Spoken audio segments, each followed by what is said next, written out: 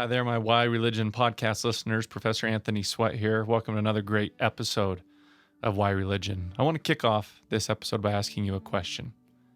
Have you ever been at a gathering or in a group and not felt like you really belonged?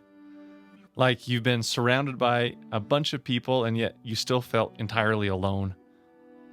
Although others may look at us and perceive us as belonging to the groups we're in, it becomes easy for many of us to think, I'm not really like any of these people.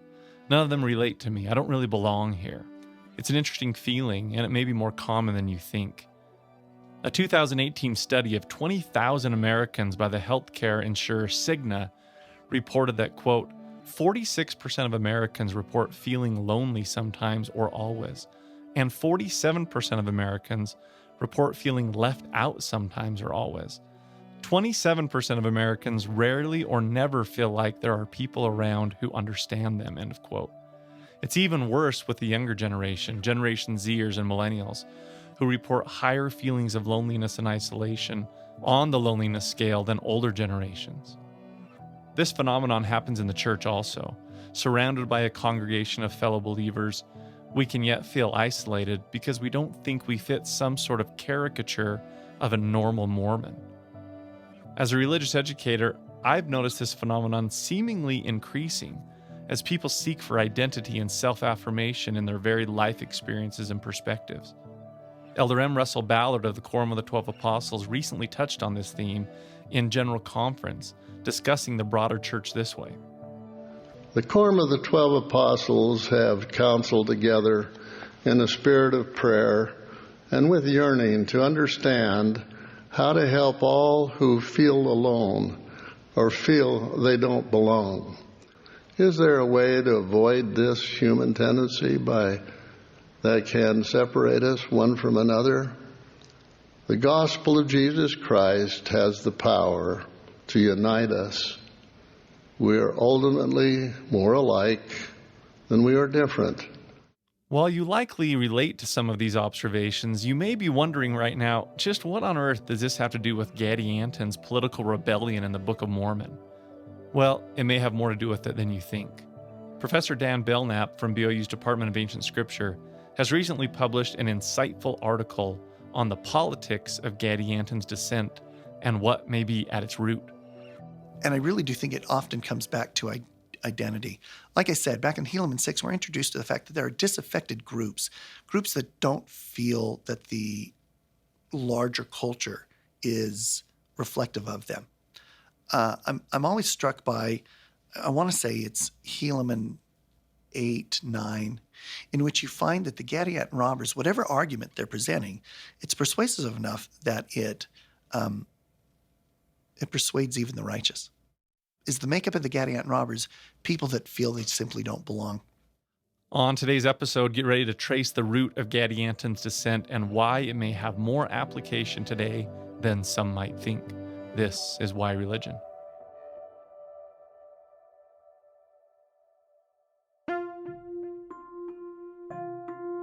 Each year, religion professors at Brigham Young University produce hundreds of publications on subjects related to the Church of Jesus Christ of Latter-day Saints.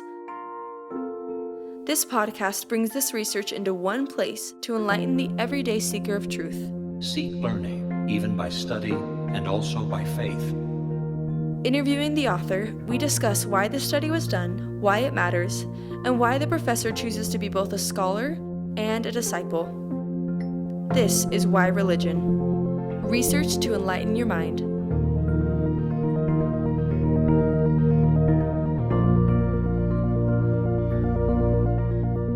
Recently, Professor Ryan Sharp sat down with his ancient scripture colleague, Professor Daniel Belnap, to discuss his article called They Are of Ancient Date, Jaredite Traditions and the Politics of Gadianton's Dissent, published in the book that Dr. Belnap edited called Illuminating the Jaredite Records. In part one, Professor Belnap is going to trace the root of that phrase and how the Jaredites influenced the Nephite society politically and the ancient oaths and ideas about Gadianton's dissent.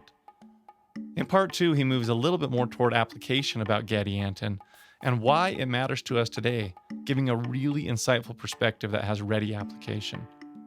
And in part three, like usual, he gets a little bit more personal and tells us about why he chose to be a religious educator and why he chooses faith. So here is Professor Sharp interviewing his colleague, Professor Daniel Belnap. Let's dive into the chapter that you wrote. So the title of your chapter in this volume is taken from a phrase used by Gadianton, who is a leader in the Gadianton robbers, in a letter he wrote to the Nephite governor Laconius. In 3 Nephi 3, verse 9, he writes, "I am the governor of the secret society of Gadianton, which society and the works thereof I know to be good, and they are of ancient date, and they have been handed down unto us." And so the title then that you pull from this verse, "they are of ancient date," becomes significant. And so what I'd love to maybe start with is, what do you see as the significance of that phrase? The challenge that I sometimes have is what we know as modern readers, we sometimes have to set aside. That sounded awkward, but I'll give you a great example from the Bible, at least for me. When Christ raises Lazarus from the dead, right? That's a narrative that many readers are familiar with, and therefore we already know the end of the story. Lazarus is, in fact, going to rise from the dead. But there's great value to reading the narrative, assuming that you don't know what's going to happen. In other words, when Christ interacts with Mary and Martha, they don't know that's going to be the ending. And when you know that they don't know, this changes the dynamic of that conversation that Christ has with these two women, right? And brings up things that maybe we normally just skip over because we know the ending. So we don't see this as the same trial the way that Mary and Martha would necessarily do it, who are experiencing it at the time and don't know the ending, right? Yeah. So sometimes when we read the Book of Mormon, we automatically know certain things that others don't know, right? That maybe the people in the book aren't necessarily clear of. So, for instance, by the time you get to 3 Nephi chapter 3 in Gadianton's letter, we've already read Helaman 6, in which Mormon is explaining the emergence of the Gadianton robbers. But Gadianton hasn't seen Helaman 6, right? And no one else in the Book of Mormon has seen Helaman 6 yet. So, primarily because that's almost all commentary on the part of Mormon. So what you have here is a text that I find significant in that it is a Gadianton robber member who is explaining and trying to legitimate or validate their existence. And from a Gadianton perspective, they look at this and say, our traditions are from a very ancient source, right? Now, again, we may go, well, yeah, I already know what that is from Helaman 6. It's tied back there to the Cain and Abel story. It's tied back to the Jaredites. But we don't. But the Book of Mormon audience, contemporary to Gadianton, doesn't necessarily know that. Yeah. And then this kind of leads to what becomes your thesis statement. So in your introduction, you mentioned that the relationship between the Jaredite records and the Gadianton robbers had long been established, but then you say in Alma 37 and Helaman 6, it makes clear that restrictions were placed on the transmission and availability of the text's contents. So how Gadianton learned what he did about founding a secret society is an intriguing question. And then you go on to summarize your thesis, saying this study will explore how the Jaredite text, especially this restricted content, and its traditions were appropriated by disaffected segments of the Nephite polity to legitimate that alternative social structure. So with all of that in mind, then, it might be helpful for our listeners if you'd first kind of briefly summarize the history and discovery of the 24 gold plates of the Jaredite record. Sure. One of the fascinating things to me about the Book of Mormon and the Jaredites is that Nephites, we have no reference anywhere of a Nephite ever meeting a Jaredite, right? The one group of people that do encounter a Jaredite that we know of in the Book of Mormon are the Mulekites. And they have a text. It's written on that rock, right? That stele that they establish. Beyond that, we don't have any direct contact between a Nephite member of Nephite civilization and a member of the Jaredite civilization. They might have happened, but we don't have any record of that. Which makes what happens as they continue, as far as I can tell, the Nephites, as they expand northward and eastward, that kind of northeast direction, they'd be encountering Jaredite material remains as they do so.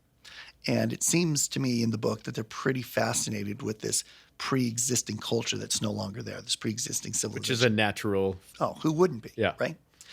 So during the reign of King Limhi, this is that really complex part of the Book of Mosiah, right? Where you've got a group of Nephites that were in Zarahemla that left to go back and reclaim the land of Nephi. And they have 3 kings there. That's Zeniff and Noah and Limhi, the son of Noah. In the reign of King Limhi, they're looking to escape the captivity that they are in terms of the Lamanites. So he authorizes a survey group, as far as we can tell, to go find Zarahemla. Well, they completely miss Zarahemla, end up going further north and into a place that has material remains of the Jaredites. Finds armor, finds swords, weaponry, and then finds these 24 gold plates. Brings them back. Whenever that happened during the reign of Limhi. At some point in the reign of Limhi, in comes the group from Zarahemla that had been sent by Mosiah too, right? To go find out what happened to those Nephites that got lost in the land of Nephi now. So when he gets there, group gets there, and they're like, we're going to go back to Zarahemla. And King Limhi brings out the record and says, I would love to know what's on this record. We can't read it. And Ammon, the leader of the group from Zarahemla, says, I can't either, but the king can. King Mosiah does. He has the ability to do that. He's a seer. He has this Urim and Thummim, this ability to read these plates and translate them. So come with us back to Zarahemla. We'll get that record translated. At some point, they do that, and that's recorded, in Mosiah 27, I want to say, is where King Mosiah II has now translated the record and read most of it to the people, and they are apparently fascinated by it. They become really, really despondent at the sad, tragic parts of the book. They get really, really excited at the wonderful parts of that book. It's that phrase, what is it? They knew not what to think, right? They're excited about this. They're devastated about that. Right. And it just shows an intense interest on the part of the people there, both Mulekite and Nephite, apparently, in this record. Yeah. So then throughout the rest of your article in your chapter in this volume, you talk about the relationship between the Jaredite record and various individuals or groups. And so what I'm going to do is just kind of introduce each of these, and recognizing we're limited in time, I'm going to let you take it whichever direction you feel and what you think would be most interesting or relevant. So the first connection you make is the Jaredite record and the reform of Mosiah, and then also its connection with the instruction of Alma. So what do you see as the main significance of these connections, Mosiah and Alma? Okay, so the first one I look at and I think, okay, so we've got this record translated now. As Mosiah apparently is coming near the end of his life, he seems to know that it's going to be there. He's run into a political crisis, and the political crisis happens to be who should be king after me, right? Now, at the time, his sons have gone. These are the sons of Mosiah. They've gone off among the Lamanites following their conversion, right? So he doesn't have them there. And so on the one hand, he's got this political crisis. I can't just install someone because who knows what will happen. The second element of this is he has read this record. And if there's one thing that you do see in the Book of Ether is that there's a number of places where there's political crises, right? Where that's a great understatement from the Book of Ether. It's just story after story of sons coming back or sons leaving and coming back, taking the throne from someone else, and really causing huge unrest among the populace. So I've wondered if part of Mosiah's recognition that reforms need to be made is a reflection of the political crisis and seeing as how those political crises had played out in the civilization that came before him, right? So, in fact, he says at one point, I'm worried that if I do install a king, Aaron may come back. And if Aaron does come back and wants to be king, what's that going to create here? So, and what if he falls back into his wickedness? And This is copy-paste from the Jaredite. That's exactly narrative. right. Yeah. So let's just get rid of monarchy then, which might be the safer way to go anyway. But he never alludes directly to the Jaredite record in terms of making that change. It's just intriguing that in this potential political crisis that he sees, it happens to be a crisis that is just inundating this Jaredite record that he's translated. So I think that's the first place we begin to see that's that really the record interesting. is influencing Nephite society. The next time we run into the Jaredite record is Alma chapter 37. Now, Alma 37, and this is part of a larger project that I'm interested in. Alma 37 is really kind of smack dab in a whole a cluster of texts, starting really from about Alma 30, running to Alma 46, which cover about 1.5 years worth of Nephite history, that 18th, early 19th year of the reign of the judges. One of the significant events of that time period is that Alma, the younger, Alma II, is going to walk off into the woods at the end of this year and never be seen again, right? I mean, he's going to turn everything over to Helaman, and that's what, in Alma 45, and then he's gone. And Mormon begins to explain, oh, this is our tradition that's developed around this. We think that he might have been translated like Moses. But that's a pretty big departure. The only reason I bring that up is in Alma 37, that also is happening in the 18th year. And this is part of the instruction that Alma gives to his son Helaman. And one of the things that he's doing is handing over all the records. So he's turning over stewardship of the records to his son Helaman. Among those records, of course, is the Jaredite record, of which they now have at least one Nephite translation of, right, by Mosiah. Alma explains to his son what you're to use that record for. You can use the record to teach the people of negative consequences when you disobey the Lord, and use it as a great example. We tell you that if you don't repent, this will happen to our society. That's not just us saying things. We have this record of a civilization that existed that didn't follow the word of the Lord and were destroyed. So he says you ought to be using the record for that. Use it as a polemic. Pedagogy. You can use it in terms of teaching people negative consequences to disobedience. But he then goes on to say, now, the oaths and the signs and the other elements of it, you're not to tell anybody, which is intriguing because that's the first time you found out any of that information was apparently in that record, right? These oaths, these promises, these covenants, these signs about a society, right? This group. And he says that's information you're not to let out at any point. So Alma has just censored the record and put in an official censorship of at least part of the record.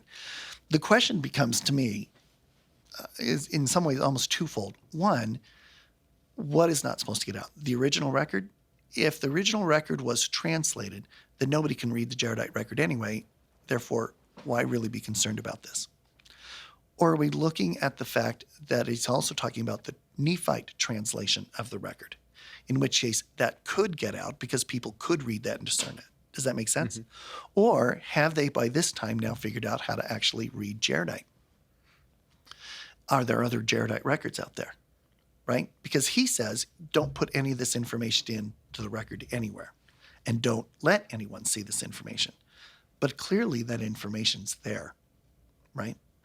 So let's jump ahead then. And you mentioned it's there. And not only is it there, but somehow Gadianton and then the Gadianton robbers get their hands on it. So that this restricted content, this information that is not to be shared with anyone, well, it ends up in the wrong hands. So in the last couple of sections of your article, you talk about the relationship between the Jaredite record and Gadianton and then its relationship with the Gadianton robbers. I guess let's close the loop on this now. Well, it gets convoluted, and that's where this is the really tricky part to this. Is Helaman 6 is a chapter that Mormon's writing in which he's pointing out that the Gadianton robbers really pick up steam. Part of this is a result of the fact that traditional Nephite Lamanite aggression has ended at the end of Helaman 5. That's that conversion of the Lamanites in the land of anti-Nephi Lehi, which leads to them, because they're in the middle of a conflict and they've taken over half the territory, right? Kick the Nephites out of Zarahemla. The Nephites have now established their kind of center up in Bountiful. And so the Lamanites have now been converted. They give up and everything returns back to those basic original borders, demarcations. And so Nephite Lamanite aggression ends. But there are clearly still disaffected groups. And that's what you begin to see in chapter 6 of Helaman, is that the Gadianton robbers are made up of some of these disaffected groups. as Mormon's describing the growth of the Gadianton robbers in Helaman 6, he says they've got the same oaths, the same signs, the same promises, the same covenants that we saw in the record that Alma had said, don't let out. The censored Right. portion, yeah. And so now Mormon's got a bit of an issue. Well, that information should never have gotten out. And in fact, he says it never got out from Alma and his sons. But there's no question that the material's out there. So Mormon begins to explain. Well, it's because it's the same being. So he puts it onto an entity who speaks to an individual. The same being that spoke to Cain is the same being who spoke to Gadianton.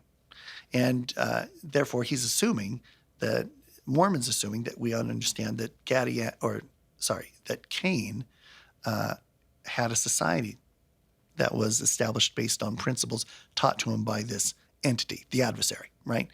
That specifically to disrupt the larger culture or society. So he's connected now the story of Cain with Gadianton. He then says it's the same being who whispered to those people that came before and told them the same stuff that he had told Cain. So what Mormon's doing is establishing a chain of this praxis. And he started with Cain, and he said, and this culture, the ones that we would call the Jaredites, they had it when they left the tower. That's the group that he calls them. And that was really destructive to them. And it's that same being that whispered to Gadianton. So Mormon has said it's all coming back to this central being, right? Which is fine, and I understand that argument. But when you're trying to argue there's a textual element as well. Well, yes. When you read the Jaredites' version of this, right? So the Jaredite story ties back to Cain too. And it happens to be when Jared, different Jared, is kicked off the throne and he's wallowing in self-pity. I can't believe this has happened. What is this, Ether 9? I can't remember, Ether 6. When this happened, I'm just wallowing in this. And his daughter comes to him and says, you ought to really read the ancient records. Those records have within them an ability, and I'm paraphrasing, so it's probably better if I just read it, right? So if you look here, it's in Ether chapter, you can hear my pages ripple. Okay, so it's in chapter 8. For some younger listeners, they're not sure what that sound is. These I know, they're pages like, what? of Scripture Pages? turning. That's crazy Yeah. time. So in chapter 8, you're confronted with the Jaredite king Jared, not the same Jared that started this record, but another one. And he's, verse 7, exceedingly sorrowful because of the loss of the kingdom, for he'd set his heart upon the kingdom and upon the glory of the world.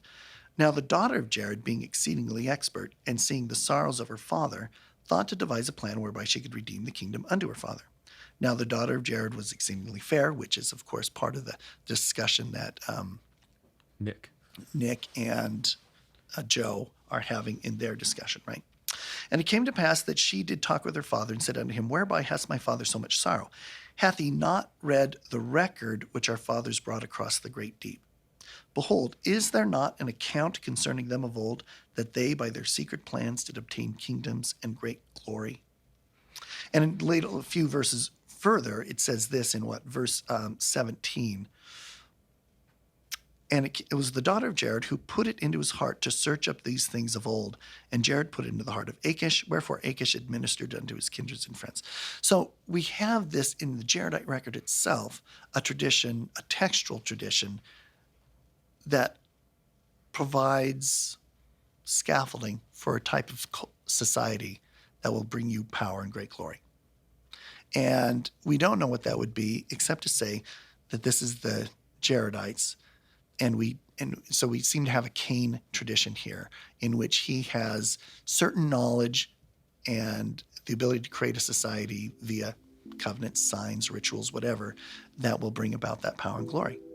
So the Jaredites have a tradition or a textual tradition, which means when Mormon's describing this all in Helaman 6, this is where it gets tricky. The same being that whispered to Cain whispered to the Jaredites, except here it's not a whispering, it's a text, right? There's a text, and a text that contains a narrative or material that will allow them to engage in this type of society.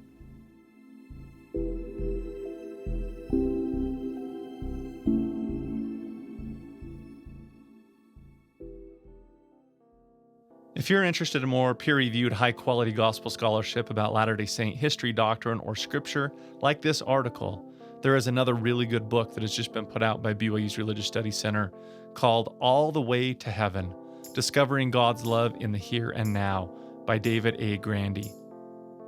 This volume explores the possibility that mortality is framed and informed by God's love in more ways than we normally suppose. We live within the cosmic embrace of God's love, even when we encounter difficulties. Hence, as the medieval Catholic thinker Catherine of Siena suggested, all the way to heaven is heaven, because gospel obedience brings joy and, in a perfectly natural way, fits us for the celestial kingdom. As we discover the depths of Christ's atonement, our everyday thinking and conduct begin to hum the miracles of God's love, chief of which is that there is no bottom to that love. Again, this book is called All the Way to Heaven, Discovering God's Love in the Here and Now by David A. Grandy. Check it out and pick it up at rsc.byu.edu.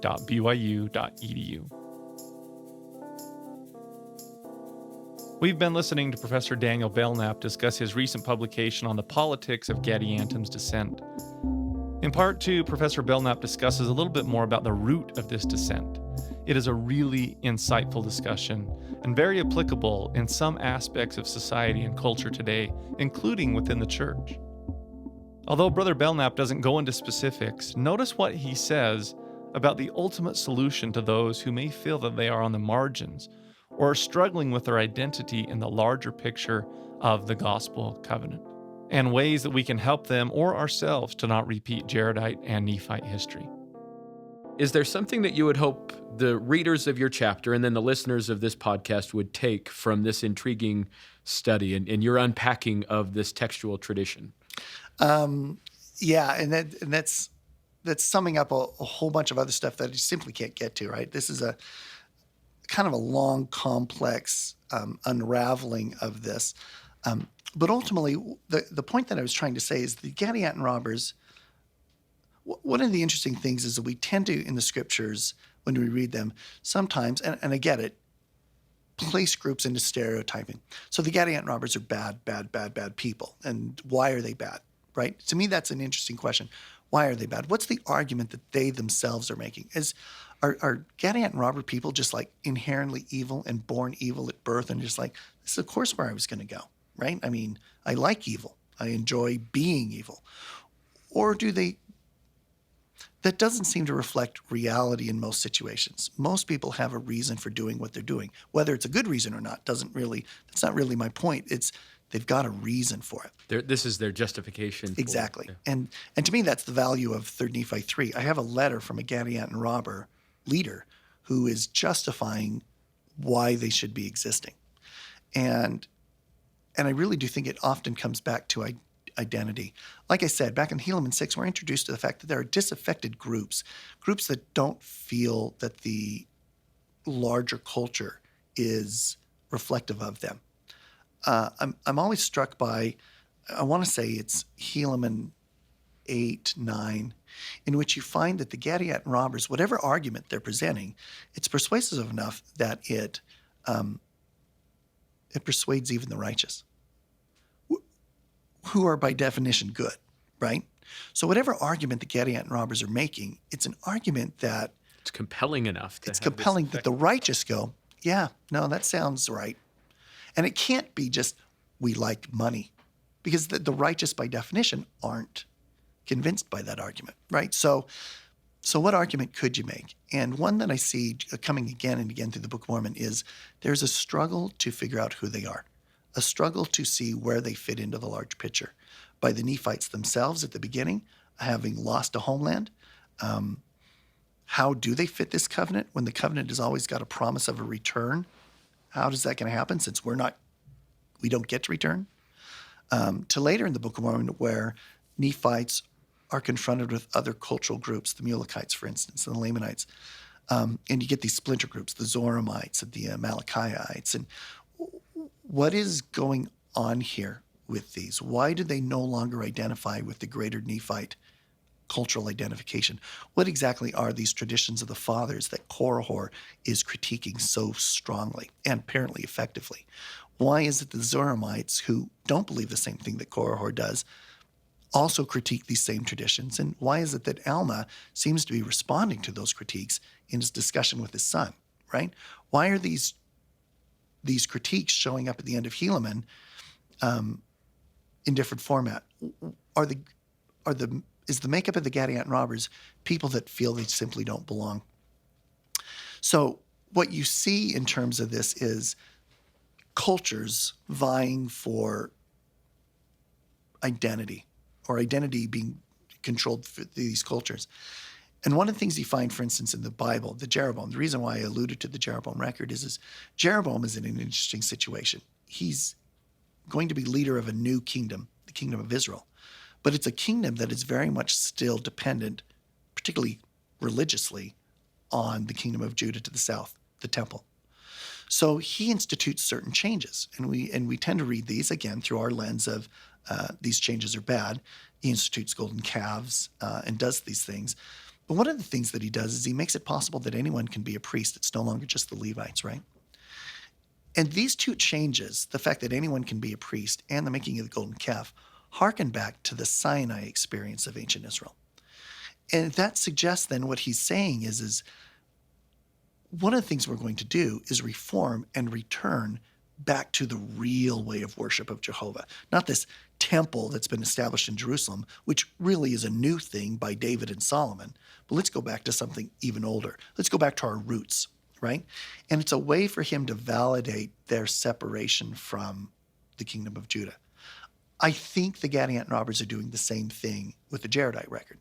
They're not Jaredites, but by saying we're the same society, we got the same oaths, the same covenants, the same rituals, they're hearkening back to an even older culture than the Nephites, and particularly the righteous Nephite leadership, right? And saying, these are our ancient, this is ancient stuff. This is the ancient, and we know it's ancient, and therefore we know it's good. It's older, and therefore validates our existence here among you. And I think, for me, that's one of the great messages of the Book of Mormon is this question concerning identity. I've noticed it a long time, at least for me. The book is constantly dealing with a concern of being cut off, isolated, forgotten, abandoned, broken, scattered, right? We see it in Nephi, we see it in Jacob, we see Abinadi responding to these issues. It's why the Nephites left the land of Zarahemla in the first place, was to try and attempt a biblical return back to a land, right? We see Christ dealing with that. The entire second day of his ministry is addressing how the Nephites still belong to this covenant. So the Gadianton robber question is one ultimately of groups that feel disaffected, who feel wronged, that somehow privileges that they've had have been stripped from them by virtue of this Nephite culture. And they're trying to reclaim that. And I think the different ways in which Mormon is grappling with the identity of the Nephites is a fascinating one and is helpful to anyone who reads the book. I believe this is why the book concentrates so much on the concept of a redeemer and of Christ, because these are ways in which the Nephite prophets did in fact respond to that fear and that concern.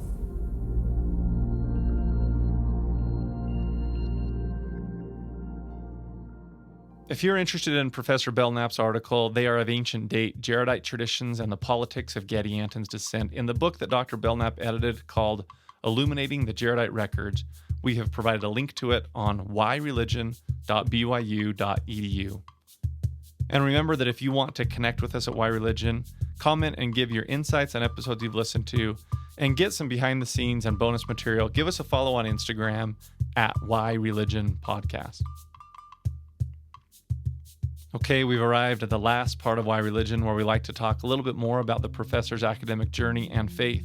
So here's Dan Belnap on why he chose to be a religious educator and why he chooses to be a person of faith. In our last segment here, we want to get to know you a little bit better and kind of shift the emphasis. So talk to us about your academic training. What is your PhD in? Why did you choose to study that, and where did you choose to study? Okay. I came here at BYU as an undergraduate student. Wasn't planning on it. I was planning on going to the University of Utah. Heaven forbid I come down here to BYU. Should we cut that? No, yeah, there you go. And so for the first In fact, through my undergraduate, I'd have to say I was a closet University of Utah fan. That sounds bad, being on campus, but it was. But I remember my second semester here as an undergraduate, and this really does influence a lot. It was a spring semester, and I was walking across campus going to the dorm rooms. I was up at Deseret Towers at the time. And as I was walking across campus, walking past the library, it was a beautiful day. It was after, I think, a storm had rolled through, so the mountains were up there. The sun was setting. I received a spiritual impression stronger than really anything that I've experienced, which was, this is a really good place, and you're meant to be here. Now, I took that to mean the school as a whole, just me attending BYU. But it's always struck me and stayed with me. And as I've become engaged with BYU, and you should all know now I'm very much a big BYU supporter.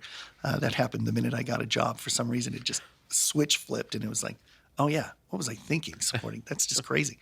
But in any case, I still look back on that day, and I can still remember and see it vividly. It is one of the great spiritual experiences, milestones of my life, walking across campus and being struck at how much the Lord thinks and is concerned with the school. So that's where that began. I got my degree in international relations with 2 minors, a minor in sociology and then a minor in Hebrew, primarily because I had the opportunity to go to the Jerusalem program, intensive Hebrew program, when I was a student, and fell in love at that point with biblical history. So that was my undergraduate. The last year of me being here, I met my wife, and we got married after I was graduated. But she wasn't completely done yet. And so we decided it would be not fair for me to go off to graduate school with her with an unfinished degree. So we stayed here while she finished her degree. In the meantime, I decided to work on a master's degree. So I got a master's degree here at BYU in Ancient Near Eastern Studies. And it was great. It was great training, good for writing and doing some of these things. So that when she was done, I finished my degree, and then we went to the University of Chicago. That's where I had applied. And the University of Chicago, we were there where I received another master's and then my PhD in Northwest Semitics. And so then from there, and I'm assuming this ties back to the experience that you had, but where did the decision come to apply to BYU and religious education? I mean, with a PhD from Chicago, you've got a lot of options. So why BYU? Why BYU? Back in 97. Okay. Actually, it was probably earlier than that. While I was going through my undergraduate, when I was in Jerusalem, I've always liked teaching within my ward callings, often called as a Sunday school or elders quorum teacher. And while I was in Jerusalem, I was asked to teach the missionary prep class. That was a lot of fun. I team taught it with a couple of others, and one of those was going through the pre-seminary training program. And he said, you know what, you really ought to try that. He says, I think you're a pretty good teacher. You ought to try that. And I thought, yeah, sure. I got about another year and a half left of school, so I'll go through that. I'll see what happens. So I went through the seminary training and opted. I'm trying to remember, what is that? Student teaching. Student teaching. So I opted out at American Fork High for that year. I wasn't chosen, so I didn't make it. But it put me into contact, as well as Jerusalem, with Brent Topp, who used to be the former dean of religion here. And I would maybe ask him some questions about teaching or whatever. But in any case, in 97, I'm married. I'm in this master's program. And I was walking across campus. I was working for a couple of professors doing some research. And I was walking across campus, and Brent saw me.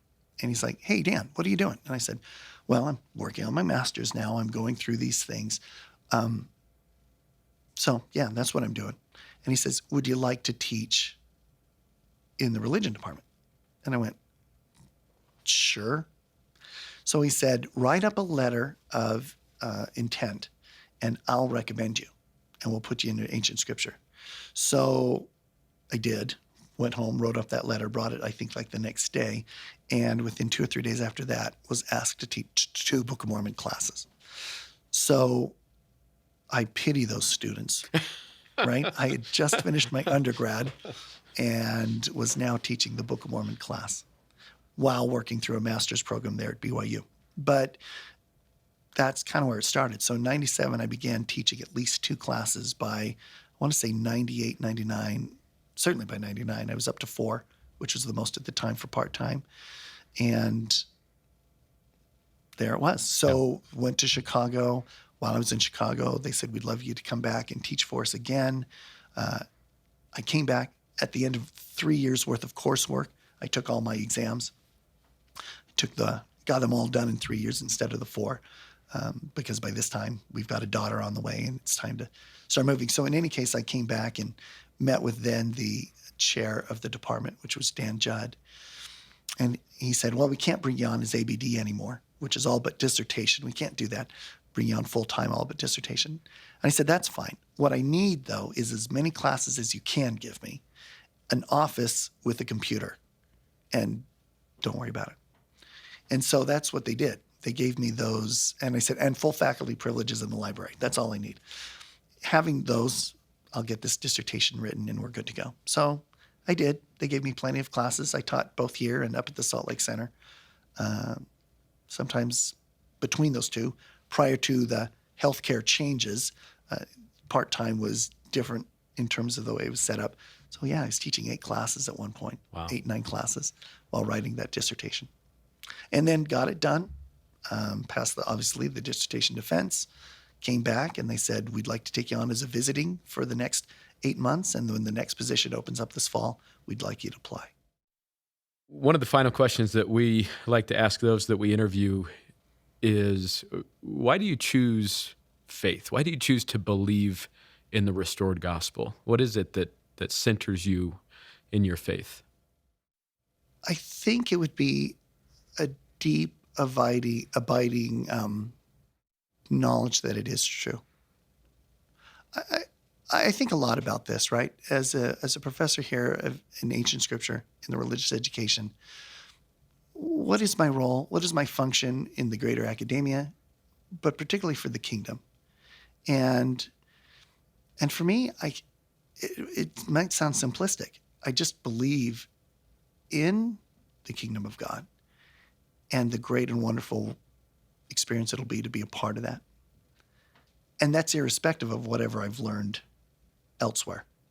That's just true, and I want that more than anything else. It leads me to recognize the great value that the church has.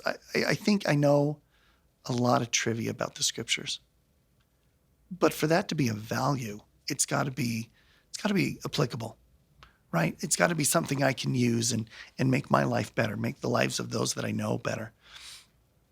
And that's really the gospel. I mean, it's this. I'm always struck, and I think I'm just rambling at this point about different elements of this, but for me, it is the grand vision of like the cosmos that the gospel brings, right? I mean, to see a beginning and to see the end and to recognize that neither one of those are actual hard limitations, but that have continued on. It's just a vast, beautiful thing. And I can feel that there's more to it than this. And I read these scriptures about people who have experienced that more than this. And not just individuals, groups. I mean, I read the Book of Mormon and I get into, 3 Nephi 17 or 3 Nephi 25, when Mormon is clearly telling you that what just happened here to this group of thousands of people who were taught the beginning to the end and everything in between, which is on par, as Moroni will say, with the brother of Jared, is just, that is incredible. And that is a real thing. I just believe it to be real.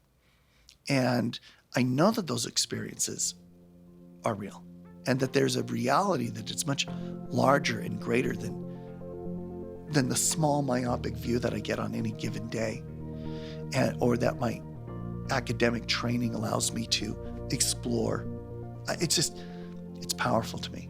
the gospel is powerful to me, and it changes and transforms the way I see things. And I want to defend that. I want to help others see the grandeur that is that vision.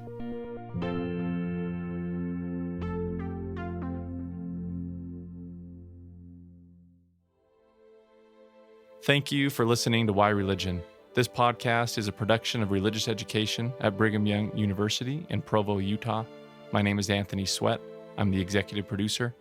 The Why Religion podcast team also includes from BYU Religious Education, Professors Brad Wilcox, Casey Griffiths, and Ryan Sharp. Recording and mixing were done by BYU students Mitchell Bashford and Connor Miller. Say hi, Mitchell and Connor. Hey, guys. Hi. Original music and scoring for Why Religion podcast was created by the fabulous BYU student musicians Grant Cagle, Sam Clausen, Colette Jones, and Alistair Scheuermann. If you enjoy what you've heard, please like and subscribe to Why Religion on wherever you get your podcasts and leave us a rating. It really helps. And join us next time as we continue to bring the everyday Latter-day Saint fascinating gospel studies done by Brigham Young University religion professors to enlighten your mind and strengthen your faith.